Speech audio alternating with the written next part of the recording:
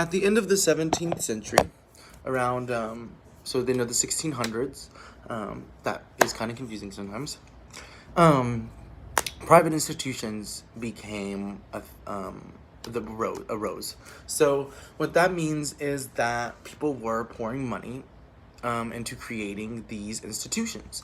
Unfortunately, whenever that happens, that means that it's for profit.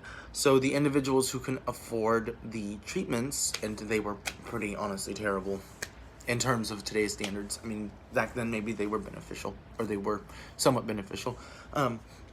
Is it was only allowed for the rich or the people with money, leaving, oftentimes history really doesn't even reflect on those who don't have money, and they're kind of left out of history.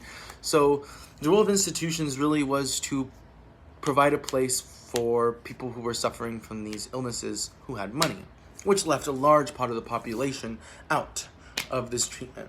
But it was good first steps. If we're being objective, it was first steps. It did move like syrup very slowly.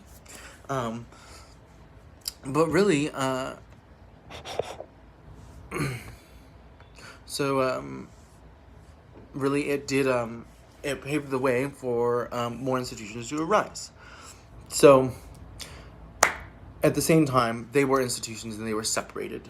And it really added to the stigmatized view that mental health undertook.